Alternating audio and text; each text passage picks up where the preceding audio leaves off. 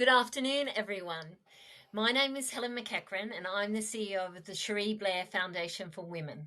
And it's my pleasure to join you for Target Gender Equality Live today. The foundation is committed to eliminating the global gap in entrepreneurship. And we do this by providing access to networks, mentoring, training, advocating to break down the barriers that hold women entrepreneurs back. It's currently estimated that it will take 268 more years to close the economic gender gap. Far too long, I think you'll agree. Currently, over 155 countries have at least one law that limits women's economic opportunities. Only 1 in 3 formal businesses is owned by a woman globally, and in low-income countries, that drops to 1 in 4.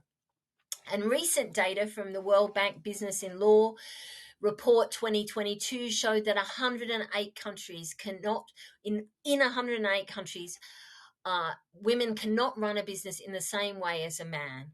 And only in 12 countries do women have equality in the law to men in relation to economic opportunity. This is clearly not an ideal situation. We believe at the foundation that gender stereotypes enshrined in discriminatory legislation and policies, as well as social practices, are a key cause of this gap. Gender stereotypes refers to the generalized views about the characteristics or roles that are expected to be possessed by or performed by women or men. Gender stereotypes affect all genders and in all countries of the world. And in a very shocking statistic from the UNDP's Gender Social Norm Index, covering 75 countries, 90% of people in 75 countries across the world are biased against women. 90%. This isn't a women's issue. Gender norms and gender stereotypes often have a harmful impact on men and boys and people of all genders, especially those who don't conform to the prevailing gender norms. Since the foundation was established in 2008, we've worked with 200,000 women entrepreneurs in over 100 countries. And through this work and the feedback we've received, it's shown us that gender stereotypes are a significant issue in women's entrepreneurship.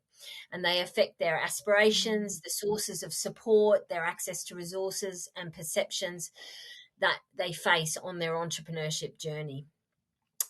For these reasons, last year we decided to prioritize gender stereotypes as part of our policy work, and we undertook some research.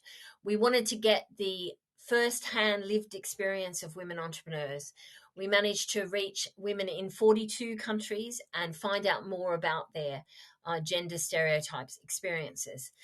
Unsurprisingly, but unfortunately, over 3/4 of the women we surveyed had experienced gender stereotypes before the age of 18, most commonly from family members, but also from the media and education.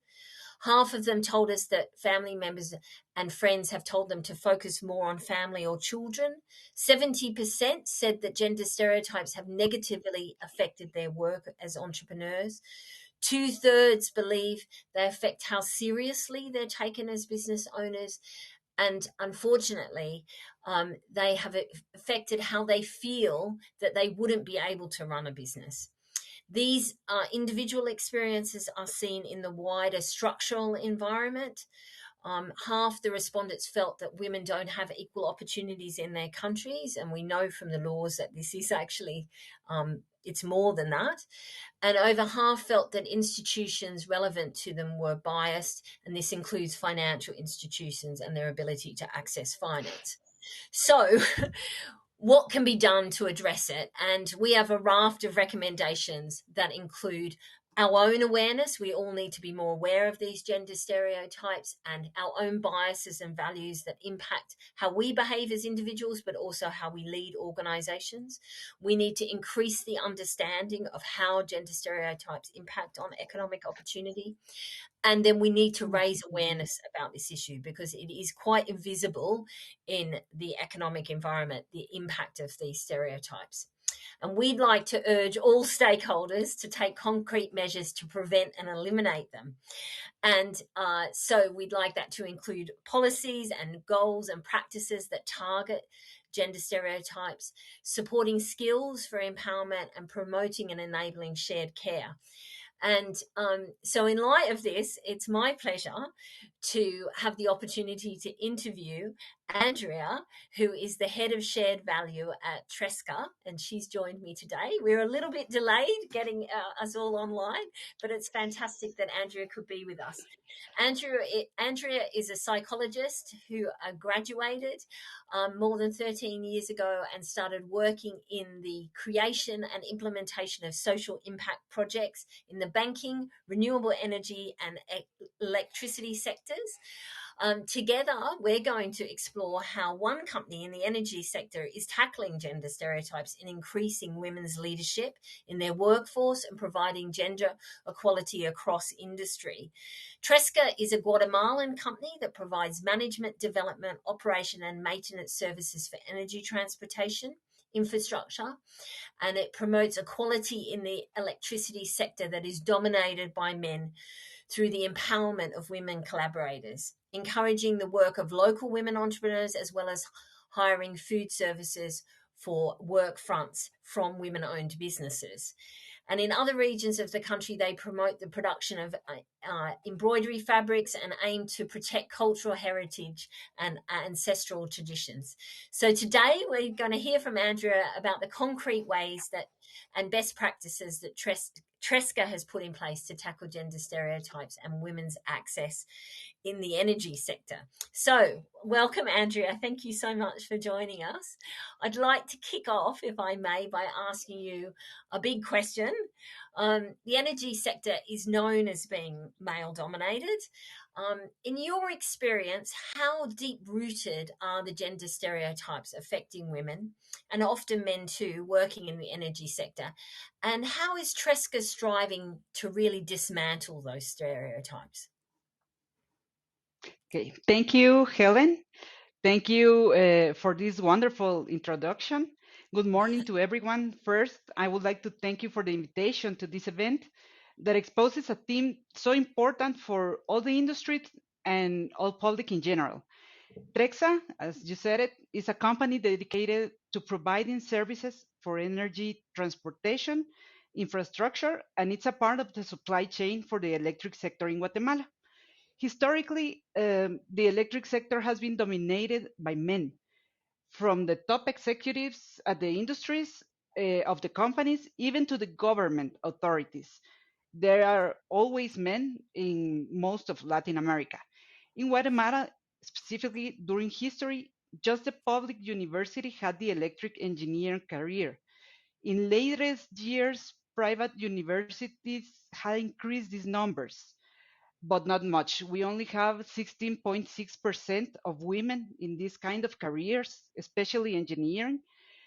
Well, these private universities have given access in a more friendly way, we could say, to study STEM careers in general, because they have different locations, they give more financial facilities, they have programs online, etc. So more women are interested in engineering and in STEM careers in general because they are more available for social and economic conditions. I'm talking about the limitations that historically we as women have had, like less income, less house and family responsibilities, exposure to external risks, and discrimination, among others.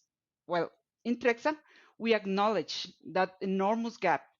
So we have started from the inside by articulating initiatives first, by offering work opportunities open to all profiles.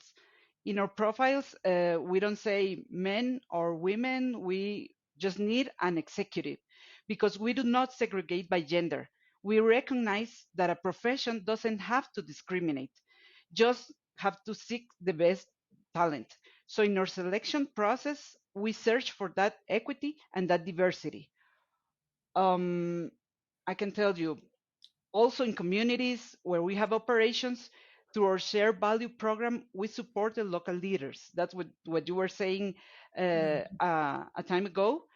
And executive productive projects with economic benefits for the women's organizations, where we have found the big value of leadership and that these women have and the capacities to communicate, to mobilize, and they do it all in their efforts to develop their communities. In a bigger picture, we are members of the Women with Energy Initiative, which works in a regional level in Central America and is led by an important representative of the electric industry in Guatemala, Carmen Urizar. She was a former minister of energy and mining some years ago.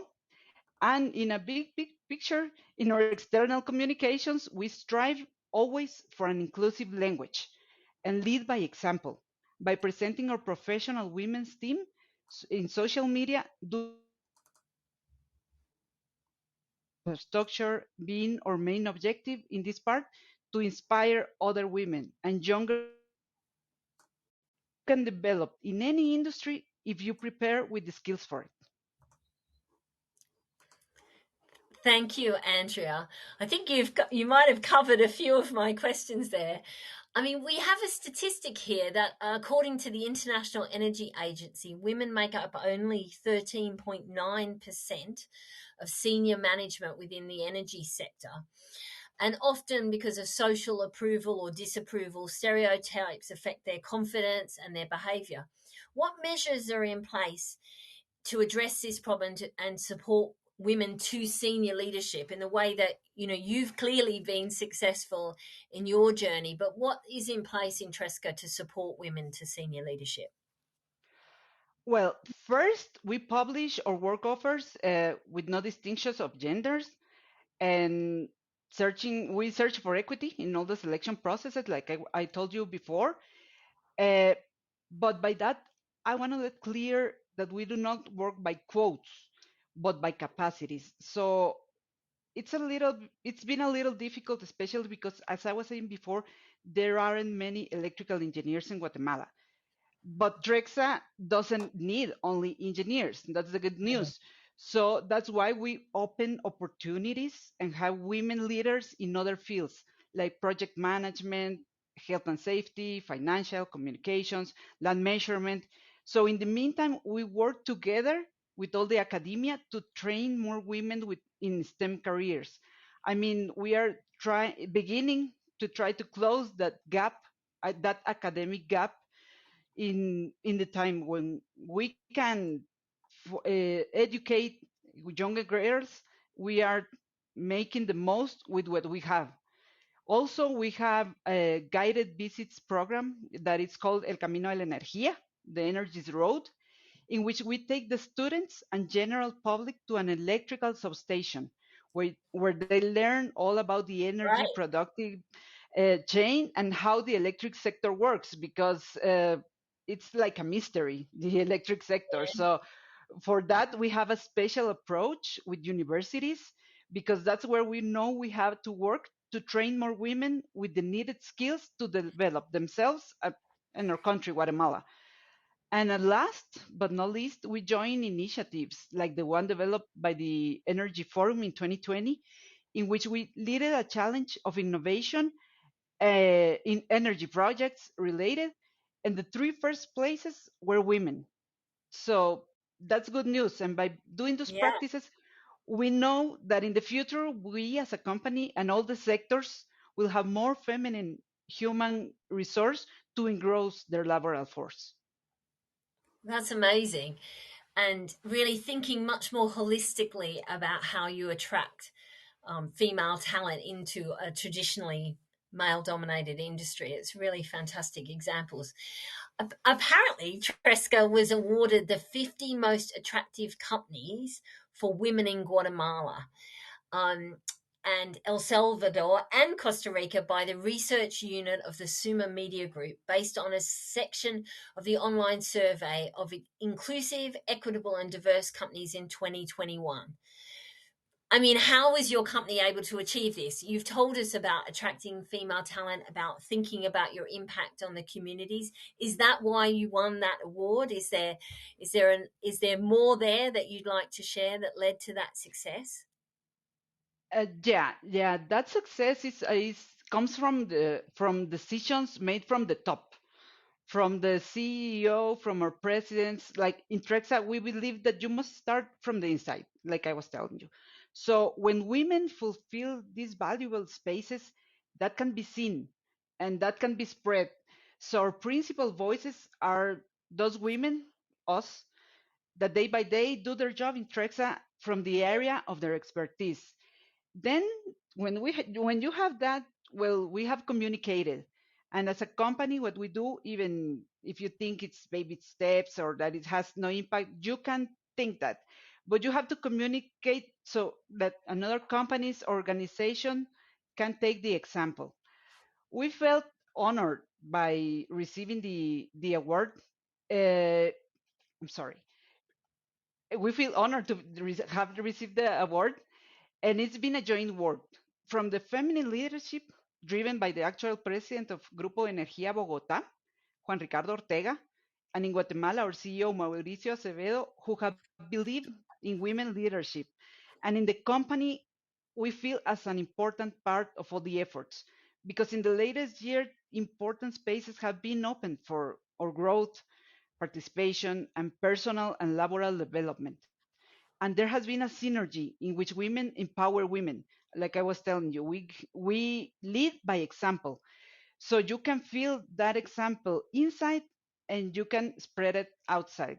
So when you start by doing these practices from the inside, by giving the example, you can start communicating that kind of success, and that can be replicated by another companies. Yeah. That's fantastic. I think you might have answered my last question because I was going to ask you for any other tips you have for other companies on how they strengthen their efforts to tackle gender stereotypes and increase women's leadership. Have you got, apart from everything that you've shared, is there anything else you would add? Any other tips? I think that, like I was telling you, it comes from the top. It comes Yeah, from the high leadership. executives. It has to be a decision that is taken by the high executives. You Mm, have to make politics. The politics can give you like a frame to all the actions and the initiatives and the projects that you want to execute with the women and with the men also, because they are an important part of these kind of initiatives. mhm. You have to communicate, like I was telling you. Also, we must join forces. When you have that platform, we must join forces, companies, academy, international representatives, to Yeah, multiply this kind of conversations, especially spaces like the one we're having now. yeah, Because if we keep opening these kind of spaces and talking about it, we're going to make the subject more relevant. More people are going to talk about it and are going to seek what they can do about it to be a part of it. yeah. So the efforts are going to be deeper, and we can reduce gender gaps. And at last, you mustn't civilize men. This is a change of culture, especially in Latin America. So that must be done together. It's an effort that has to be made with men and women. By making men more empathic and identified, they're going to be multiplier agents who will take those values of gender equality and diversity and apply them with their mothers, with their sisters, with their spouses, with their daughters. And by that, I'm hopeful we can change the role women have had in society. Very wise words, Andrea. Very wise words. I think that we might be at the end of our time, but I'm going to check in with our host, Megan. Megan, have we got time for one or two questions, or are we at time? Yeah, hi everyone. My name's Megan. I work on the gender team at the Global Compact. Thank you all so much for joining us today at Target Gender Equality Live, and a special thanks to our two wonderful panelists in this session, Helen and Andrea. It was so great to hear from both of you on the importance of tackling gender stereotypes. We do have just a couple minutes, and I see there are two questions in the Q&A that I would really love to pose to you both. So the first one is, how is the gender pay gap holding us back from eliminating stereotypes? Andrea, do you want to start? How is the gender pay gap? Oh, that's a difficult question because first, not all companies recognize they have a pay gender gap. So I think you have to migrate your vision to pay by skills, not by gender, uh, because when you do that, you can justify that the pay is equal. You have the same skills as a man, so you have to earn the same as a man.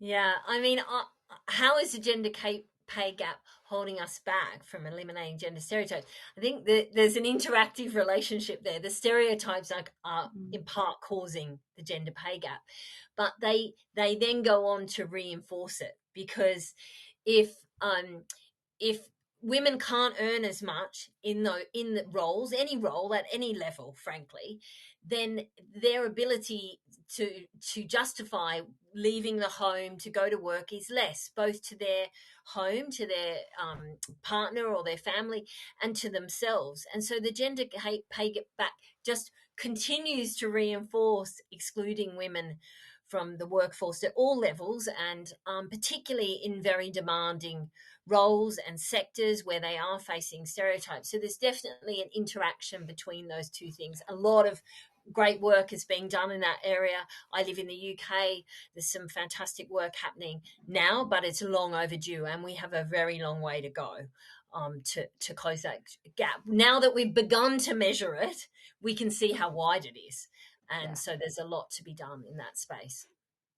Yeah, and also I would like to add that historically, social careers have been more like the careers to choose for women, so Mm. they have less pay. So women don't see an interest in studying those kind of careers because, as you were saying, Helen, they say I have to leave my home, my kids, my parents, my responsibilities for a less pay. So I'm not going to study. And I think that has to be that's another variable with the pay gap. But it reinforces the cycle. Yeah, Yeah. Yeah, for sure. Those are definitely two issues that are so intertwined. We need the private sector to advocate for equal work or equal pay for work of equal value to begin to eliminate those kind of stereotypes that we see, especially in the workplace. Unfortunately, I think that's all the time that we have now. We have our closing remarks getting started on the main stage in a couple of minutes. But again, thank you both so much for joining us here today. And if anyone who's listening has additional questions that we didn't get to today, feel free to reach out to any of us, of course, through the DM at the event or after. Great. Thank you so much, Megan. thank you, Lovely to see thank you, you, Andrea. Helen, Thank thank you, you, everyone. Megan. Great.